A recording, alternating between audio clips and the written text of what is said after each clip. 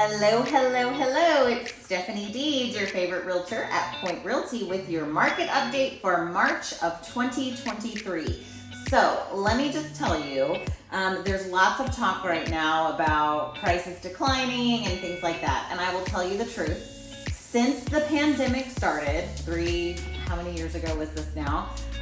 We have seen the first decline in the DFW area over the entire Metroplex. Now keep in mind, the Metroplex is huge. We've got like 6 different counties that we look at. But over the entire Metroplex, the decline in price has been 1% over the entire Metroplex.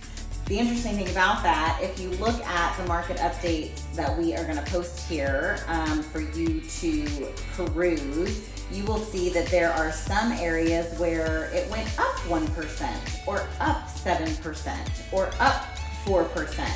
And then some areas where it went down 1% or down 4% or down 6%. But over the entire Metroplex, it was a 1% decline. Now let me tell you why that's not bad news, first of all. We have just come off of multiple years of 10 to 20% appreciation, okay?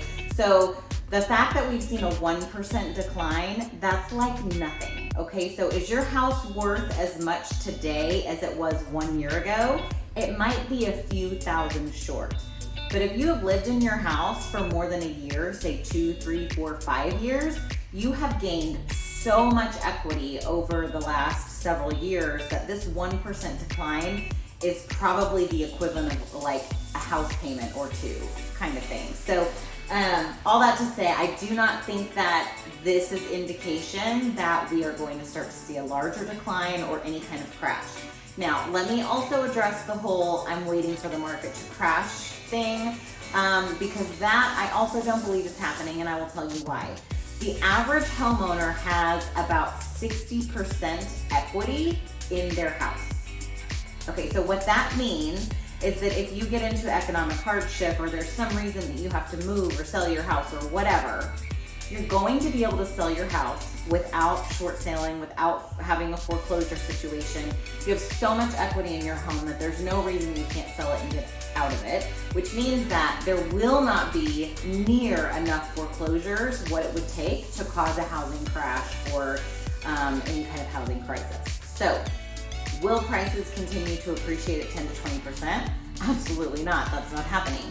Will they continue to appreciate an average of 3 to 5 to maybe 7%? That is what we are predicting. Okay, so this 1% decline is a blip, and long-term, real estate is a great investment, and we are not in a market that's about to crash. That's my opinion.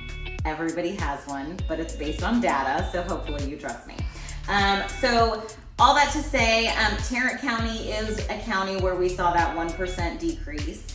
We have seen a decrease across the whole Metroplex in the number of closed sales. There's not as much inventory and there's just not as many transactions happening. We are seeing an increase actually in new listings, so that is good because inventory was so low for a while. And we are seeing, we've got 2 to 3 months of inventory in most places.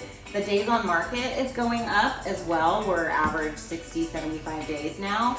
The reason that that is actually good news is because as a buyer, it's going to give you a little bit more leverage in the market. We're not walking into houses and in 3 days having to go $50,000 over the asking price. So the grass is not always greener. Those of you who are looking at this market thinking it's bad, it's not.